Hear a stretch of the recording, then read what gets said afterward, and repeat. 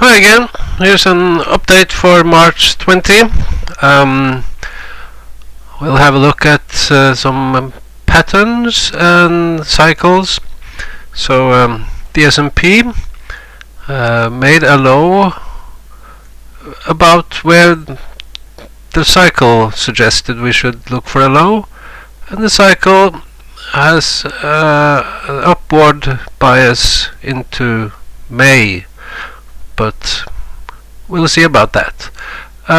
We see that S&P has gotten up to the level of the 6-month shifted S&P. That could be resistance, and if we break above, that's kind of a bullish sign until we break below it again.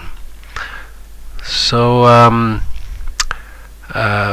let's have a look at the S&P. I said last week I had a swing sell setup on Friday, and we went down on Friday and down a bit on Monday, not as much as I was hoping for. Also, we had the geomagnetic storm here on Sunday, Monday, and that, if the market is really weak, that can produce a panic. And we saw that I think in China and Hong Kong. They had a crash on Monday, or they already were in a crash, I think, from the week before. But the S&P found support on Monday and was still in the swing sell setup. But on Tuesday, when we didn't see us breaking down, the setup was over. Then we had a swing to the upside, and then, as you have in such an oversold market, then you have this cascade of buy signals. You break this line and the 20 MA, and you break another trend line, and we break horizontal resistance and all these buy signals, and then we have the 50 MA. So and then we ended up almost at the 200 MA last week. So what to expect from here then? I had some scenarios I showed earlier, and we had especially this one that I favored, where I was kind of looking for a bounce from this point, something up to here to about March 10th, down to the FOMC, and then another turn up before we resumed the downtrend and making this shoulder. But we didn't quite get that. We had a lower low here. I also showed another possible scenario, and right now it looks like we're in this scenario, making a low here and going up into May. I don't know, because if you look at the intraday, you actually see a bear flag here, and you see this bounce I was expecting, A, B, C, just that it went a bit lower than the scenario suggested here, and we didn't get a low closing low here.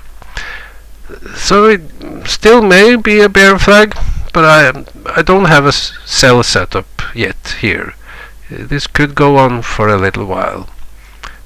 We have to see some weakness, pull back, up again, and then it could fail. So let's look at some more scenarios.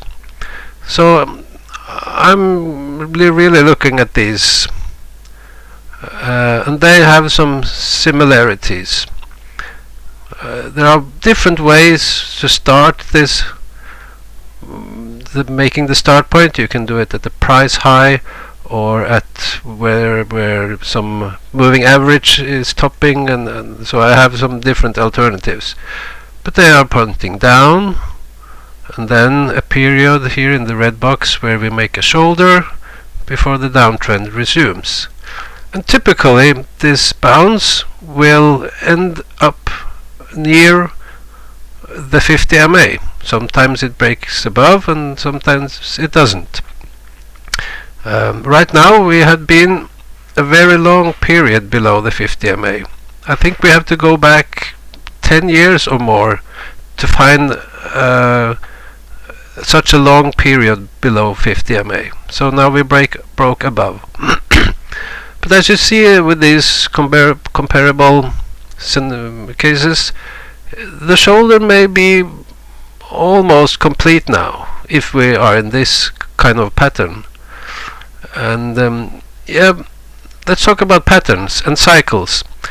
I think if we are already in a bear market, then cycles become less important and we are caught in patterns. So that's why I'm looking at patterns mostly now.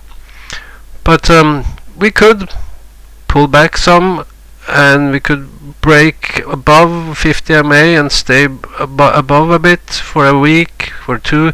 So this shoulder may not be complete. We have to see. And if it starts to go up like this, then we could go up and make a double top or something into May, April, May. We have to see. So still I don't have any sell setup right now. I also want to look at Norway, the Norwegian market, dominated by energy, and here I'm turning back into cycles. So here I have the 9-month cycle or 40-week cycle in black. So if we go back to the summer, July, this box shows where a typical high is in the 3.5-year cycle, where the 9-month cycle typically makes a high. And we had a high here in July that could have been a typical top, going down and starting a bear market, but didn't happen. Also this top in September could have been the top, but didn't happen.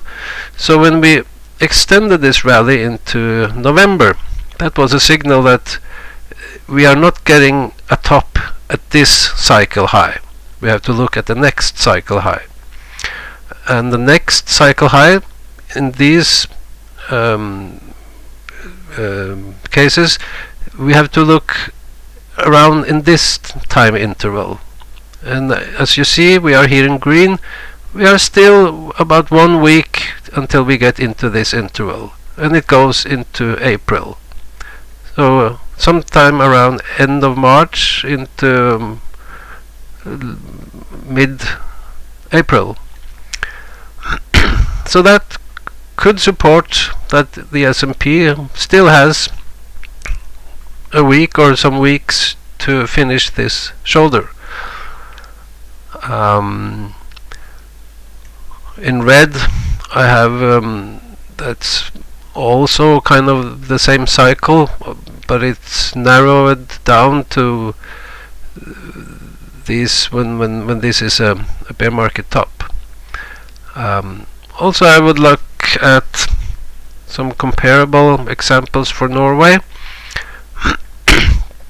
We have 1997 here in blue, and often I use something inspired from, I think, Terry Laundrie with his T's, time T's or echoes, I don't remember. But often I see that this kind of works when we draw from the top and from to the bottom. That projects where the next top will be. So sometimes you can